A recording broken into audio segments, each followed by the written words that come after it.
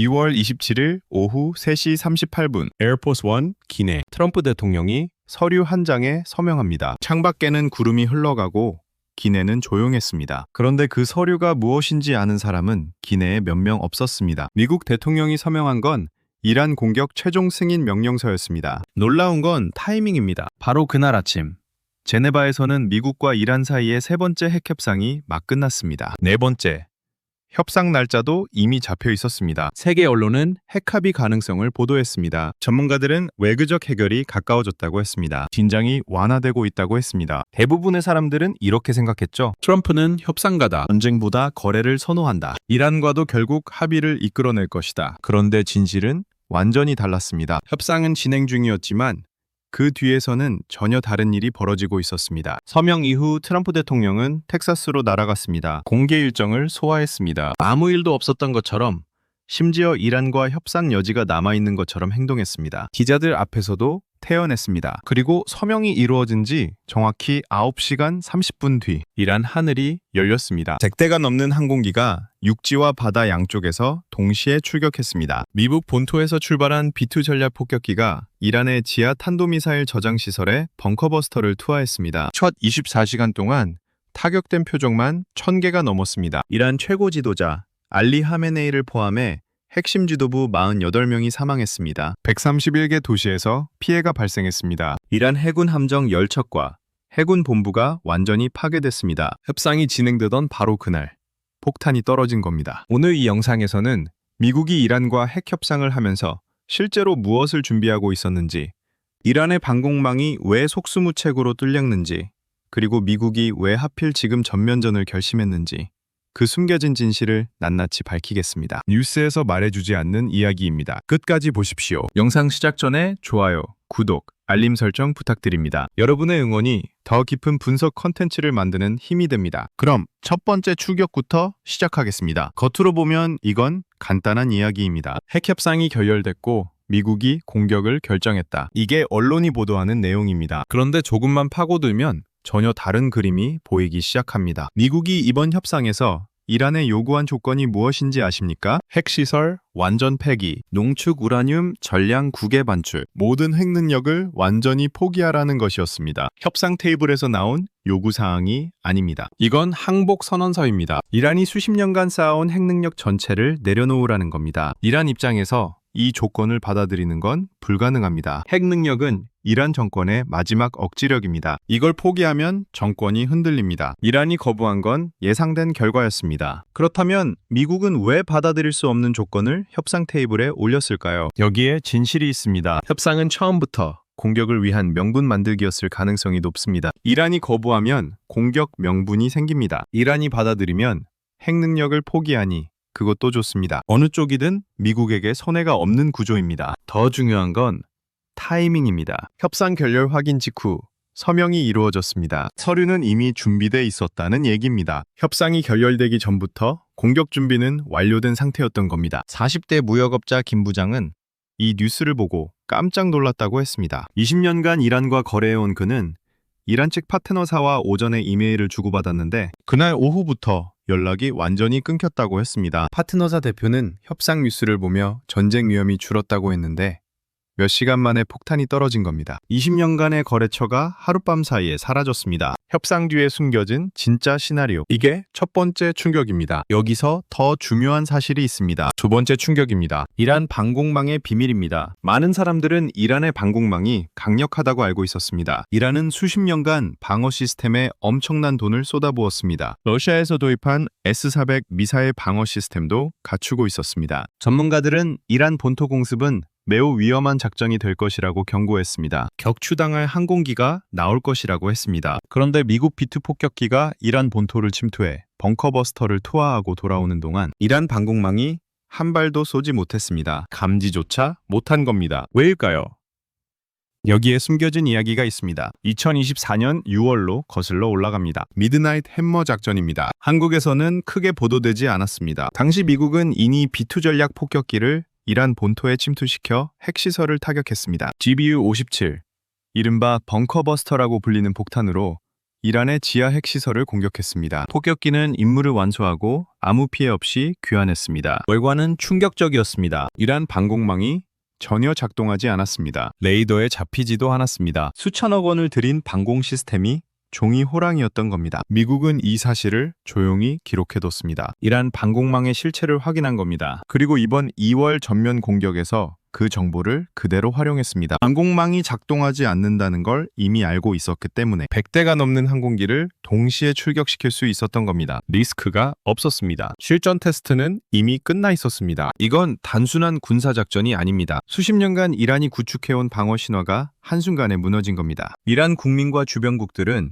이란이 강력한 방어력을 갖추고 있다고 믿었습니다. 하지만 그 믿음은 이미 2024년 6월에 깨져 있었습니다. 세상이 모르고 있었을 뿐입니다. 50대 방위산업 컨설턴트 이 부장은 이렇게 말했습니다. 방공망이 있어도 작동을 못하면 없는 것보다 못하다. 왜냐하면 적도 아군도 모두 그 방공망을 믿고 전략을 짜기 때문이다. 실전에서 검증되지 않은 방어 시스템은 오히려 위험한 착각을 만들어낸다고 했습니다. 이란 방공망의 충격적인 진실. 이게 두 번째 숨겨진 이야기입니다. 자, 그렇다면 미국은 왜 하필 지금 이 시점을 선택했을까요? 세 번째 충격입니다. 언론은 핵협상 결렬이 원인이라고 보도합니다. 하지만 그건 트리거일 뿐입니다. 담화쇠를 당긴 건 맞지만 총이 미리 장전돼 있었던 겁니다. 총이 언제 장전됐는지가 진짜 이야기입니다. 여기서 베네수엘라 이야기가 나옵니다. 이게 한국에서는 거의 안 알려진 사실인데 굉장히 중요합니다. 미국은 베네수엘라의 마두로 대통령을 군사 참수작전으로 체포했습니다. 국가 지도자를 군사작전으로 잡아온 겁니다. 그리고 베네수엘라의 석유 이익을 거의 독점하게 됐습니다. 이 성공 경험이 트럼프 행정부에 엄청난 자신감을 심어줬습니다. 베네수엘라에서 됐으니 이란에서도 비슷한 작전이 가능하다는 판단이 선 겁니다. 기름값도 챙기고 정권도 바꿀 수 있다는 겁니다. 그런데 이거보다 더 결정적인 요인이 있었습니다. 이란 내부의 붕괴입니다. 2024년 12월 18일부터 2025년 1월 초까지 이란에서 대규모 시위가 발생했습니다. 이란 정부는 자국 국민에게 총을 쐈습니다. 자국민 학살이 이루어진 겁니다. 이 사건 이후 이란 정권에 대한 국민의 지지는 바닥으로 추락했습니다. 군사력도 약해진 데다가 국민의 신뢰도 잃은 상황. 미국 입장에서 보면 이란 정권은 안팎으로 무너져 있었습니다. 군사력이 확인됐고 내부가 흔들리고 있고 핵 능력은 계속 강화되고 있습니다. 이란이 핵무기를 보유하기 직전이라는 분석이 나오는 상황에서 미국과 이스라엘이 판단한 건 지금이 마지막 기회라는 겁니다. 게다가 경제적 이유도 있었습니다. 친이란 세력인 헤즈볼라와 후티 반군이 홍해상선을 계속 공격하면서 수에즈운하 우회 항로가 늘어났습니다. 글로벌 해상 운임이 급등했습니다. 물류비가 오르면 전 세계 물가가 오릅니다. 이건 미국 경제에도 직접적인 타격이었습니다. 중동 불안이 미국인의 장바구니 물가를 올리고 있었던 겁니다. 세 가지 조건이 동시에 충족됐습니다. 방공망 무력화 확인, 이란 내부 붕괴, 경제적 압박. 이 세 가지가 맞아떨어진 순간 미국은 결단을 내렸습니다. 핵협상은 결단을 실행하기 위한 마지막 명분이었습니다. 그런데 더 무서운 건 지금부터입니다. 네 번째 충격입니다. 많은 사람들은 이 전쟁이 이란과 이스라엘, 그리고 미국의 문제라고 생각합니다. 중동은 멀리 있는 이야기라고 생각합니다. 하지만 진실은 다릅니다. 이란은 이스라엘 본토에만 보복 공격을 하는 게 아닙니다. 사우디아라비아와 아랍에미리트의 미군 기지에도 미사일과 드론을 쐈습니다. 에너지 시설과 민간 건물까지 공격하고 있습니다. 페르시아만 전역이 전쟁터가 됐습니다. 여기서 도미노가 시작됩니다. 사우디아라비아, 아랍에미레이트, 카타르. 이 나라들이 흔들리면 어떻게 될까요? 이 나라들은 사막에서 시작해서 자본과 금융을 끌어모아 세계적인 허브를 만들었습니다. 두바이의 금융 허브, 카타르 도하의 마천루. 수십 년간 쌓아온 신화입니다. 그런데 이란의 공격으로 이 신화가 하루아침에 무너질 수 있습니다. 석유와 가스 수출로가 차단되면 이 나라들의 국가 재정에 큰 위기가 옵니다. 그게 지금 흔들리고 있습니다. 걸프 국가들이 흔들리면 전 세계 에너지 시장이 뒤집힙니다. 유가가 치솟습니다. 유가가 오르면 유럽의 에너지 가격이 오릅니다. 유럽 경제가 흔들립니다. 이미 전문가들은 이번 전쟁이 유럽의 문턱까지 영향을 미치고 있다고 경고하고 있습니다. 한국도 예외가 아닙니다.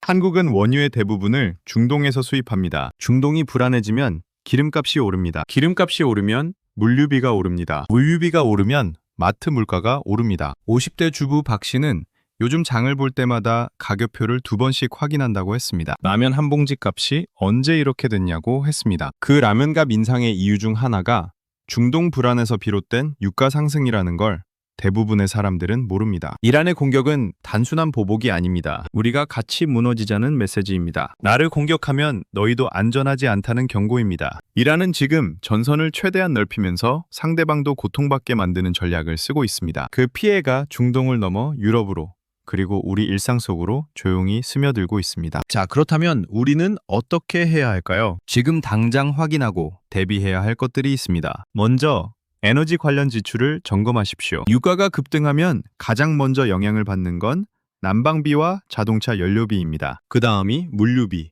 그 다음이 식품 가격입니다. 전쟁이 장기화되면 이 사이클이 반복됩니다. 지금 가게에서 에너지 관련 비용 비중이 높다면 줄일 수 있는 방법을 미리 찾아두십시오. 대중교통 이용 빈도를 늘리거나 고효율 가전제품으로 교체하는 것부터 시작할 수 있습니다. 두 번째로 달러 자산 비중을 점검하십시오. 중동 불안이 커지면 안전자산인 달러로 자금이 몰립니다. 원화 가치가 하락할 수 있습니다. 지금 원화 자산 외에 다른 통화 자산이 전혀 없다면 조금씩 분산하는 걸 고려해 보십시오. 은행에 가서 달러 통장을 하나 만드는 것도 방법입니다. 당장 큰 돈이 아니어도 됩니다. 습관을 만드는 게 중요합니다. 50만 원이든 100만 원이든 시작이 중요합니다. 세 번째로 뉴스를 읽는 방법 자체를 바꾸십시오. 이번 사태가 보여주는 가장 중요한 교훈은 이겁니다. 뉴스 표면에 드러난 것만 봐서는 진실을 알 수 없다는 겁니다. 협상 뉴스 뒤에서 폭격이 준비되고 있었습니다. 외교가 진행되는 동안 군사작전이 완성되고 있었습니다. 어떤 사건이든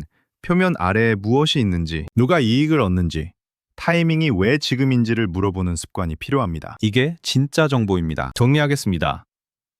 이번 전쟁에서 드러난 진실은 간단합니다. 협상 테이블은 공격을 위한 명분 준비였을 가능성이 높습니다. 이란의 방공망은 이미 2024년 6월 미드나잇 해머 작전에서 무력화가 확인됐습니다. 그리고 미국은 베네수엘라 성공 경험, 이란 내부 붕괴, 글로벌 공급망 위기라는 세 가지 조건이 모두 갖춰지는 순간을 기다리고 있었습니다. 그 순간이 2월이었습니다. 이 전쟁이 언제 끝날지는 아무도 모릅니다. 전쟁이 멈추려면 서로 생존 본능이 작동해야 합니다. 지금 이 싸움을 계속해봤자 우리도 버틸 수 없다는 판단이 서야 합니다. 하지만 지금은 양쪽 모두 물러서지 않고 있습니다. 전쟁은 길어질 가능성이 있습니다. 전쟁이 길어질수록 에너지 가격이 오르고 물가가 오르고 우리 삶이 조금씩 더 힘들어집니다. 모르는 게 약이 아닙니다. 아는 것이 힘입니다. 이제 여러분은 진실을 알았습니다. 세상은 언제나 보이는 것과 다르게 돌아갑니다. 협상 뒤에 폭격이 있었고 평화로운 하늘 아래 전쟁이 준비되고 있었습니다. 이런 세상에서